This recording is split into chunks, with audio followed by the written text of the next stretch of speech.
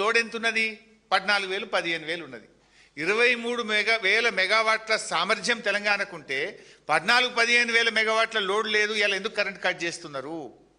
అంటే 7,180 మెగావాట్ల thermal power రావాల్సిన చోట 3,190 44% థర్మల్ విద్యుత్తు మీరు ఉత్పత్తి చేస్తున్నారు. అంటే దీనికి కారణం ఏంది?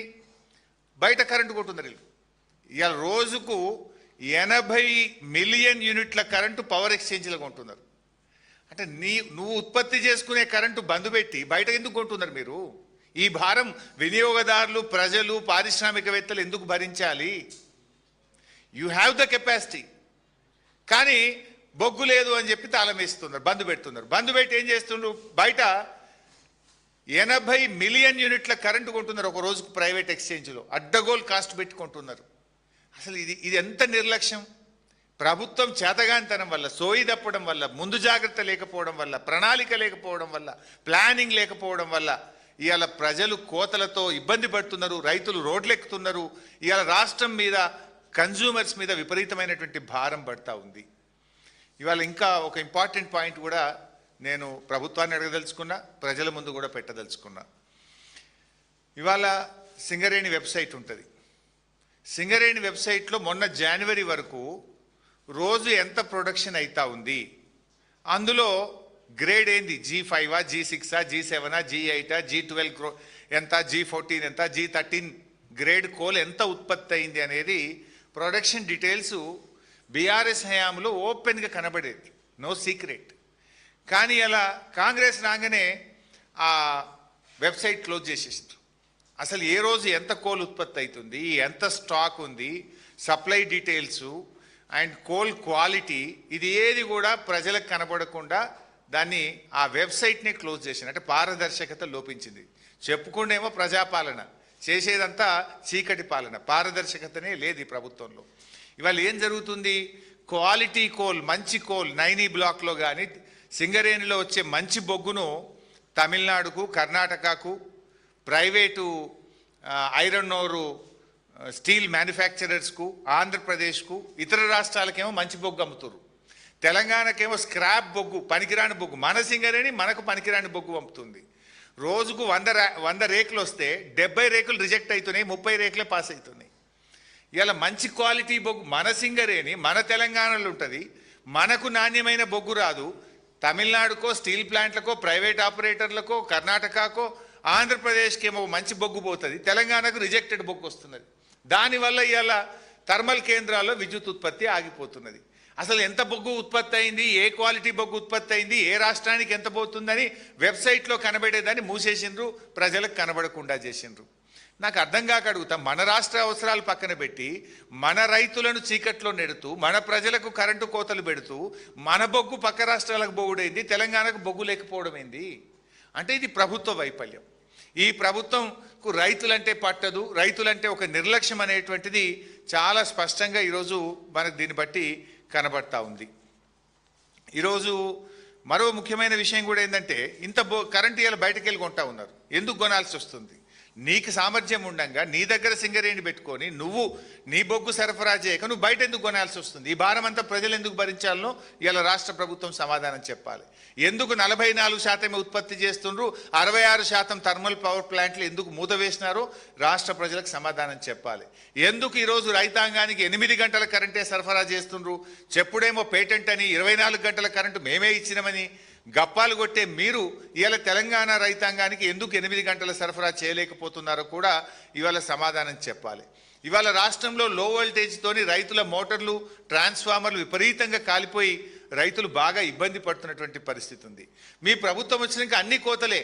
రుణమాఫీ చేస్తామన్నారు, సగం మంది రైతులకు కోత పెట్టిండ్రు. రైతు భరోసా మేము 15,000 ఇస్తామన్నారు, 3 సీజన్లకు రైతు భరోసాలో కోత పెట్టిండ్రు. యూరియా ఎరువుల సరఫరాల్లో కోతలు పెట్టినారు.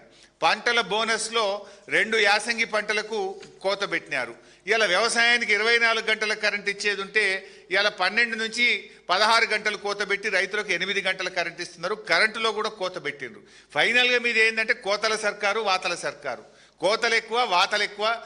ఇలా వాతలు ఎన్ని పెట్టిండ్రు? మోటార్ సైకిల్ కొంటే ట్యాక్స్ పెంచిండ్రు, విస్కీ బీర్ల మీద ట్యాక్స్ పెంచిండ్రు, రిజిస్ట్రేషన్ భూముల ధరలు పెంచిండ్రు. ఇప్పుడు ఇక భూమి పన్ను కూడా వేస్తారట. ఇంకా అటు వాతలు పెడుతుండ్రు, ఇటు ఉన్న పథకాల్లో, సంక్షేమ పథకాల్లో కోత, రైతులకు అందేటువంటి వివిధ కార్యక్రమాల్లో కోతలు పెట్టేటువంటి కార్యక్రమంలో ఈ ప్రభుత్వం ముందుకు పోతా ఉంది. అదేవిధంగా ఇండస్ట్రీస్లో చూస్తే ఓపెన్ యాక్సెస్ కింద మేము ఇండస్ట్రీస్ గ్రీన్ పవర్ తెచ్చుకోవచ్చు అని ఒక గ్రీన్ ఎనర్జీ పాలసీ తెచ్చింది ఈ ప్రభుత్వం. 3000 మెగావాట్లకు పారిశ్రామికవేత్తలు దరఖాస్తులు పెట్టుకున్నారు. ఎందుకు అప్లికేషన్లు క్లియర్ చేస్తలేరు? ఎంత ఒక మెగావాట్కి ఎంత రేటు ఆఫ్ ద రికార్డు, ఎంత కమిషన్ రేట్ ఫిక్స్ చేసిండ్రు? ఆ కమిషన్లు ఇవ్వనందుకే ఆపుతున్నారా? గ్రీన్ ఎనర్జీ పాలసీ తెచ్చి పారిశ్రామికవేత్తలు ఓపెన్ యాక్సెస్కు దరఖాస్తులు పెడితే ఎందుకు ఈ రోజు వరకు ఆ దరఖాస్తులు క్లియర్ చేస్తలేరు? ఆ దరఖాస్తులు క్లియర్ చేయడానికి విధి విధానాలు ఏంటి? ఫస్ట్ కమ్ ఫస్ట్ చేస్తారా? ఏ పాలసీలో చేస్తారు? ఎందుకు చేయడం లేదు? ఒకవేళ ఓపెన్ యాక్సెస్లో ఈ 3000 మెగావాట్లు ఇండస్ట్రీస్కి ఇచ్చుంటే ఇలా లోడ్ తగ్గుతుండే కదా. వాళ్ళు బయటకు వెళ్ళి తెచ్చుకుంటే, గ్రీన్ ఎనర్జీ తెచ్చుకుంటే, వాళ్ళ సొంత ఎనర్జీ తెచ్చుకుంటే ఇవాళ ఈ రాష్ట్రం మీద భారం తగ్గుతుండే కదా. 1 సంవత్సరం నుంచి అప్లికేషన్లు పెండింగ్లో పెట్టి కమిషన్ల కోసం కక్కుర్తుబడి ఇవాళ గ్రీన్ ఎనర్జీ పాలసీని ఆపినరు. ఓపెన్ యాక్సెస్ పాలసీ కింద పారిశ్రామికవేత్తలకు కూడా ఇవ్వకుండా ఆపుకొని పెట్టుకున్నారు. ఇవాళ ఫైనల్గా మా డిమాండ్ ఒకటే, థర్మల్ విద్యుత్తును పూర్తి స్థాయిలో ఉత్పత్తి చేయండి. నాణ్యమైన బొగ్గు సరఫరాను సింగరేణి నుంచి యుద్ధ ప్రాతిపదికన థర్మల్ ప్లాంట్లకు చేయండి. రాష్ట్రంలో రైతాంగానికి ఇప్పటికే మీరు కాళేశ్వరం నీళ్ళెత్తక అటు కరువు కోరల్లో చిక్కుకున్న రైతులకు నాణ్యమైన 24 గంటల విద్యుత్ సరఫరా చేయాలని, రైతాంగాన్ని ఆదుకోవాలని రైతుల పక్షాన బీఆర్ఎస్ పార్టీ డిమాండ్ చేస్తుంది. కరెంటు సరఫరాలో ప్రభుత్వం వెంటనే చర్యలు తీసుకోకపోతే రైతుల పక్షాన బీఆర్ఎస్ పార్టీ పెద్ద ఎత్తున పోరాటానికి శ్రీకారం చుడుతుందని ఈ ప్రభుత్వాన్ని హెచ్చరిస్తున్నాం. Thank you.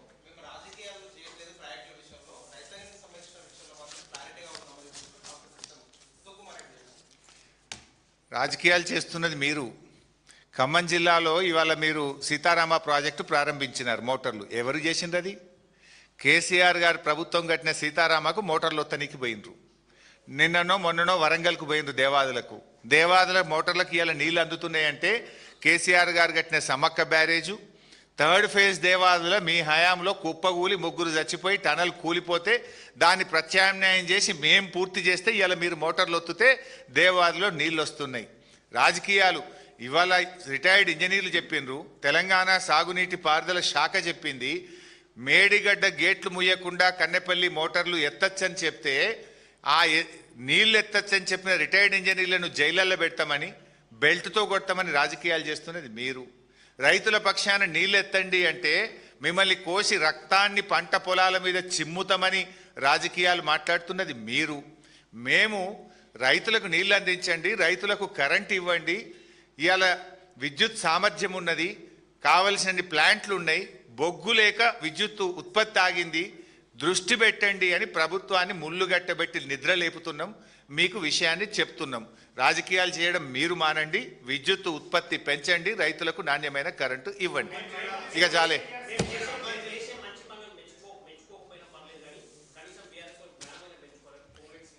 చేసిన మంచి పని లేదండి. 2 పంటలకు బోనస్ ఎగ్గొట్టుడు మంచి పనా?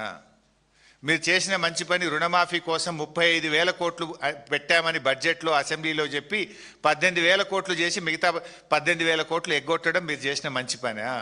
పంటలు కొనండి అంటే 5 కిలోల తరుగు పెట్టి రైతుల ఉసురు పోసుకోవడం మీరు చేసిన మంచి పనా? మీరు చేసిన మంచి పని 24 గంటల కరెంటు కేసీఆర్ గారు ఇస్తే 8 గంటల కరెంటు కూడా రైతులకు ఇవ్వకపోవడం అనేది మీరు చేసిన మంచి పనా? 3 పంటలకు రైతు బంధు ఎగ్గొట్టడం మీరు చేసిన మంచి పనా? భూముల ధరలు పెంచి ఇవాళ రిజిస్ట్రేషన్ ఛార్జీలు పెంచడం మీరు చేసిన మంచి పనా? మద్యం మీద ఆర్టీఏ ట్యాక్సులు పెంచి ప్రజల మీద భారం వేయడం మీరు చేసిన మంచి పనా? అవ్వాతాతలకు 4,000 పెన్షన్ గెలిచిన మొదటి నెలలో ఇస్తామని 31 నెలలైనా అవ్వాతాతలకు పెన్షన్ ఇవ్వకపోవడం మీరు చేసిన మంచి పనా? మీరు చేసిన మంచి పనులు ఏమన్నా ఉన్నాయంటే స్కాములు తప్ప మీరు చేసిన నిజమైన మంచి పనులు ఏం లేవు. మీ పాలనలో ఉన్న స్కాములే తప్ప మంచి పనులు లేవు. Thank you.